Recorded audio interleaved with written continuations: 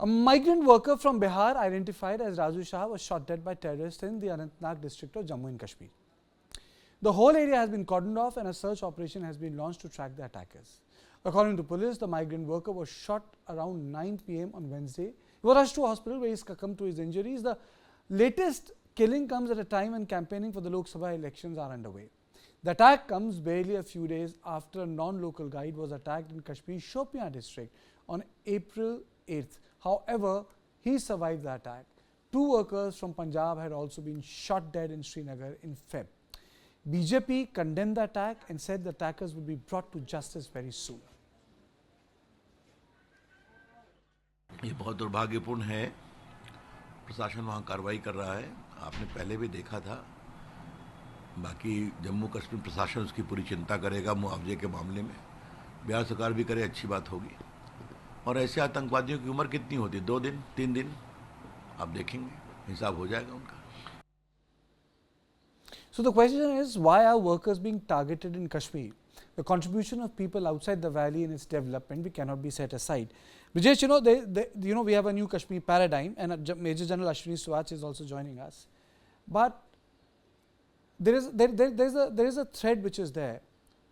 Tourists, they are not being directly targeted, but those who partake in the economy, they become a target in Kashmir Valley. Well, I think it helps the terrorists send a message that you can be targeted at will and nobody is safe. Nobody is safe and safe enough to carry on the economic activity or partake in the economic redevelopment for a longer duration of time. That is the reason why, if you remember, there was a lone wolf attack last year also when they started targeting bank, people who are working in banks and people who are from Jammu in Kashmir, and that creates a sense of panic. When you want to start out from Bihar or any other state and want to go to Jammu Kashmir to work there as a laborer, to work there as a construction, this creates a fear psychosis. But I think the kind of tough action which the army has taken, the kind of flushing out and the kind of good work which has been done by Jammu Kashmir police and the overall political stability which we are looking at, I think these are very few incidents which are happening, and I think the government will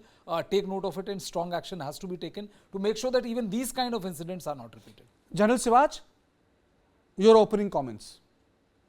Yeah, Kartikeya, one thing is very clear that, today the terrorists are basically very far and few. There are about 40 to 50 terrorists which are left, and they are without weapon and ammunition. They are mainly carrying a smaller weapon.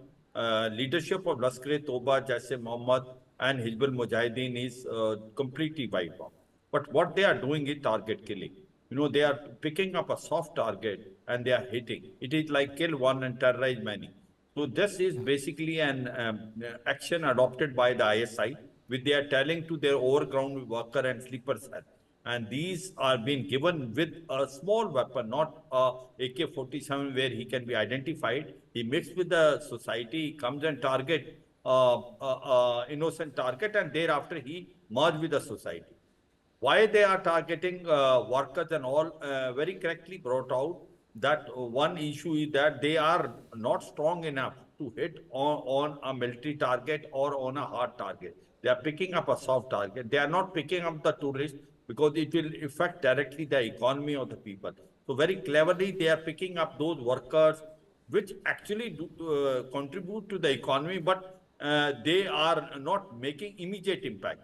So very cleverly they are doing it, but point is very clear. But it's like ethnic cleansing, you can come here as a tourist, you can stay there, it's okay, the economy doesn't get affected. But any non-Kashmiri or even a Kashmiri Pandit or even a Dogra, you want to work there, get integrated into society, buy a house, stay there, you're not welcome. It's like fermenting a different, it's a different mindset that is in operation there.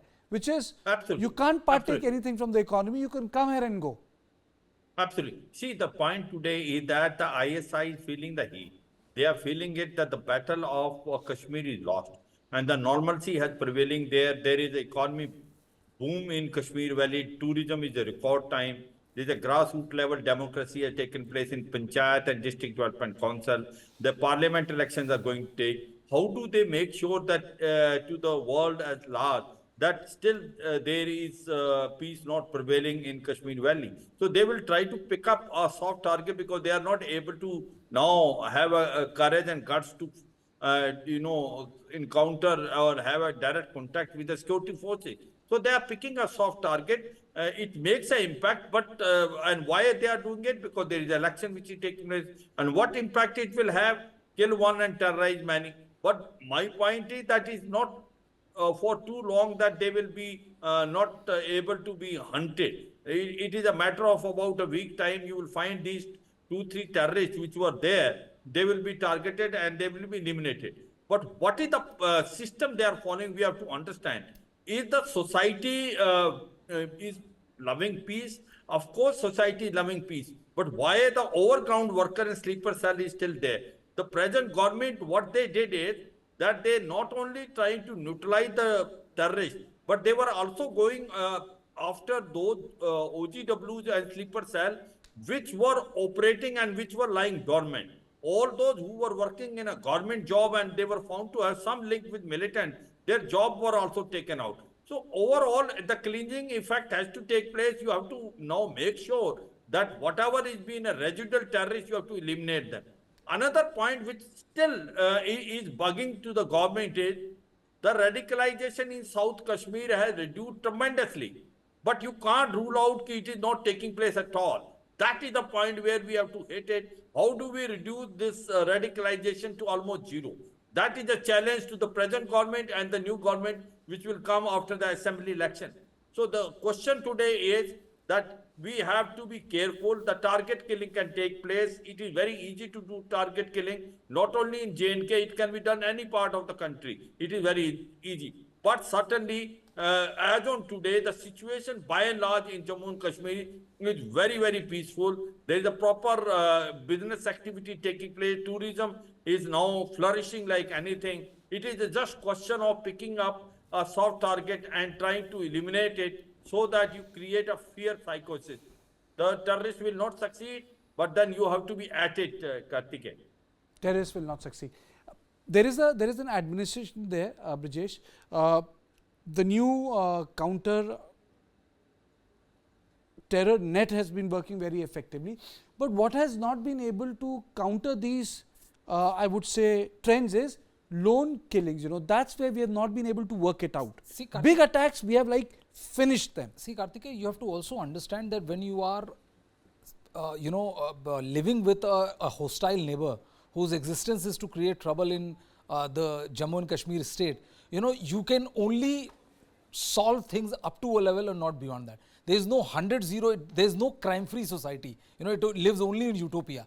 The point is that, when you're looking for lone wolf kind of attack, it is good in all sense. A, you kill one, you terrorize many, you create a fear psychosis, you kill two, you create a bigger fear psychosis among migrant people, who are a very essential part in the building of economy of the state. That is the reason why tourists are not attacked is because that'll have a direct bearing on the well-being of the Kashmiris, and that is the reason why, their financial well-being, and that is why tourists are not touched.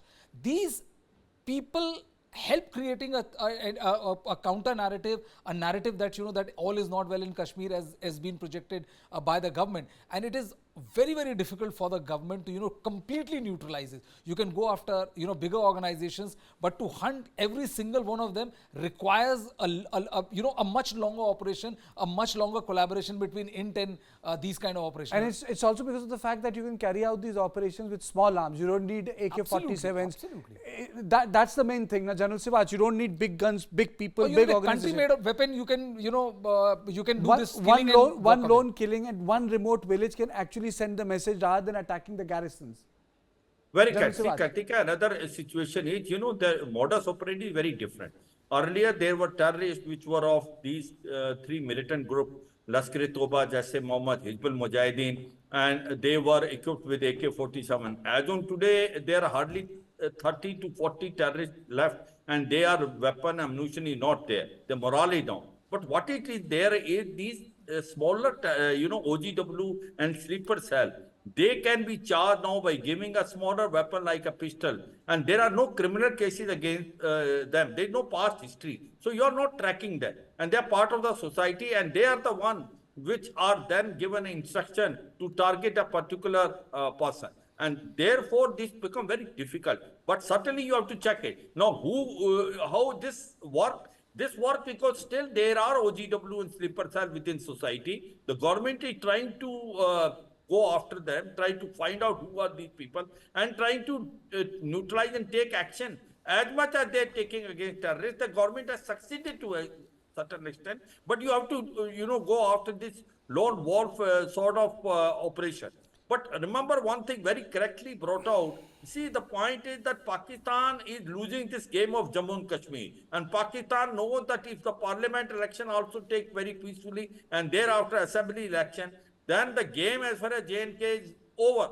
No one is going to buy anything that basic format of that the Kashmir Valley is still not very normal. So the point is, as on today, ISI is trying to pick up these targets and tell the sleeper cell, give the instruction to that, come and target that, and then merge with the society. You know So what it is, a challenge. General Siraj, what is most disquieting, what is most disheartening is that most of these poor people come from East UP and Bihar, and they are part and parcel in the restructuring of the or rebuilding of the Kashmiri infrastructure.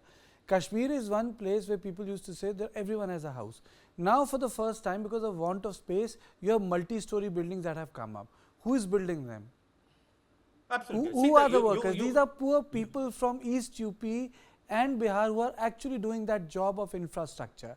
It's not the local which is organized there to do that hard work. People have come outside. It's like Biharis going to Punjab during the cultivation time. And this was something very visible during the terrorism time. They came under attack. Similarly, you have these migrant laborers, and migrants in building Indian economy have played a substantial part. So for me, it's not a story of a Eastern UP person or a Bihari. It's about the contribution of the migrants and their contribution in building the Indian infrastructure, Indian society. That is why we decided in News9 Live to address this issue, even if a lot of people will say that it's a standalone one incident that has happened.